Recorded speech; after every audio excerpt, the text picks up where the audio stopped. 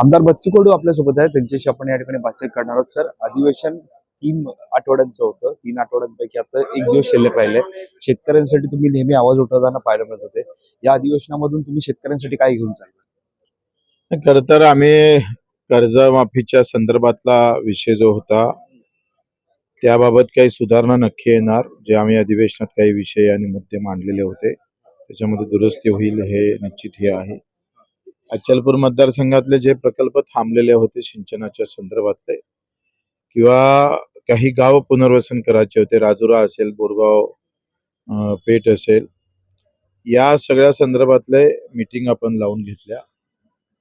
दुसरं असतं का दूध उत्पादक शेतकऱ्यासाठी आम्ही एक आश्वासन अतुल सावे साहेबांकडून घेतलं का संस्था आणि दूध उत्पादक आणि विक्री याच्यातली जी तफावत आहे ते कमी कशी होईल आणि अधिक भाव दूध उत्पादक शेतकऱ्याला कसा भेटेल या सगळ्या संदर्भातला मीटिंग त्यांनी आता कॅबिनेट समोर ज्या विषय आणून त्याच्यामध्ये काय दुरुस्ती करता येईल त्यांनी आश्वासन आम्हाला दिलेलं आहे. शकुंतला एक्सप्रेसच्या संदर्भातला 1,000 कोटी रुपयाची तरतूद ते मला असं वाटतं का या सगळ्या संदर्भात ते करणार म्हणून कालच त्यांनी आश्वासित केलेलं आहे.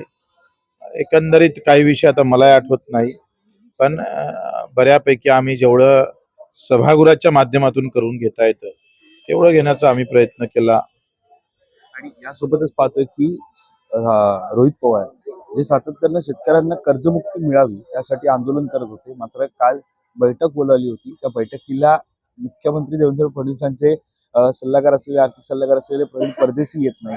त्यामुळे शेतकऱ्यांना कर्जमुक्ती नक्की द्यायची आहे की नाही असा सवाल त्यांनी उपस्थित केला. कसं आहे तुम्ही एक लक्षात घ्या, आता बजेटमध्ये तरतूद आहे आणि शासन निर्णय निघाला. आता असं बोलणं मला असं वाटतं का उचित होणार नाही.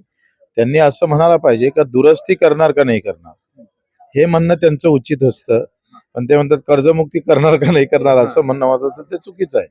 यासोबतच एक राजकीय प्रश्न तो म्हणजे मिसिंग लिंक सध्या चर्चेत येताना पाहायला मिळत आहे. जोराचा पहिला पाऊस झाला त्याच्यामध्ये मिसिंग लिंक वरती दरड कोसळली, पाण्याचा फवारा सुद्धा पाहायला मिळाला.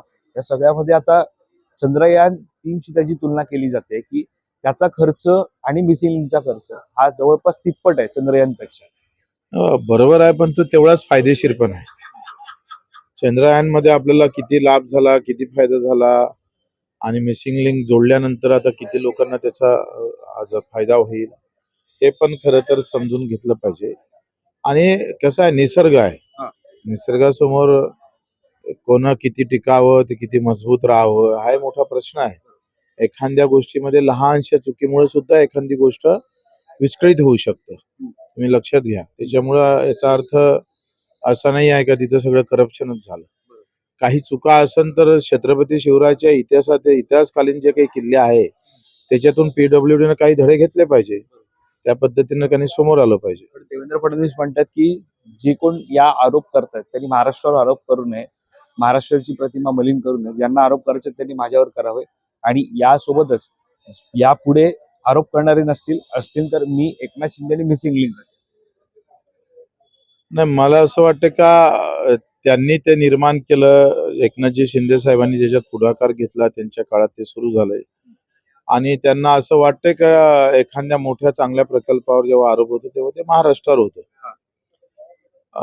आणि विरोधकांनी नेमकं अशा चांगल्या गोष्टीवर आरोप करून महाराष्ट्राला बदनामी होणार नाही याचे पण काही ना काही आपण पाहतो दक्षता घेतली पाहिजे. कुठेतरी महाविकास आघाडीमध्ये आता बिघाडी होते का? कारण एक शरद पवार काल विधान भवनात आले होते, एकनाथ शिंदेंनी त्यांची भेट घेतली आणि या सगळ्यामध्ये राष्ट्रवादी काँग्रेसची आघाडीमधली विश्वासार्हता कमी होते असं संजय राऊत म्हणतात.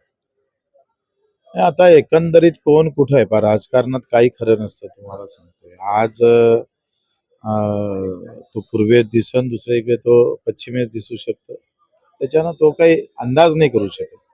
आखरी मन आहे, मनाचा अंदाज कोण घेऊ शकतो कोणाचा? तुमच्या मनात काय चालू आम्ही काय सांगू शकतो? पण इथे अधिवेशनामध्ये उद्धव ठाकरे आणि देवेंद्र फडणवीस यांची एकीकडे भेट होते, दुसरीकडे एकनाथ शिंदे आणि शरद पवार यांची भेट झाली. मग ज्या प्रकारे शरद पवारांच्या भेटीवरती संजय राऊत म्हणतात, मग उद्धव ठाकरे फडणवीस भेट चालते का? ते विमानातली भेट आहे, लक्षात घ्या. आणि ह्या भेटीगाठी चालूच राहील. पवार साहेब शिंदे साहेबांना भेटेल, अधिक कोणाला भेटेल, शिंदे साहेब अधिक कोणाला भेटू शकतं. राजकारणामध्ये आखरी मजबूतीचं हे महत्वाचं त्याला न्यावं लागत असतं. आपला पक्ष कसा मजबूत करता येईल तो प्रयत्न तर प्रत्येक जण करत असते. त्याच्यानं ह्या भेटीगाठीवर मला वाटतं एवढी चर्चा करण्यात काही अर्थ नाही. शेवटचा प्रश्न, तुम्ही मधल्या काळात बोलला होता की दोन्ही शिवसेना एकत्र आली पाहिजे, पण अशा सगळ्या घडामोडींमुळे वाटतं दोन्ही शिवसेना एकत्र येईल? माझा एक चांगला शिवसैनिक म्हणून एक माझी इच्छा होती. कॅमेरा पर्सन अवधेश कोरीसह मी वैभव पाटील, मुंबई.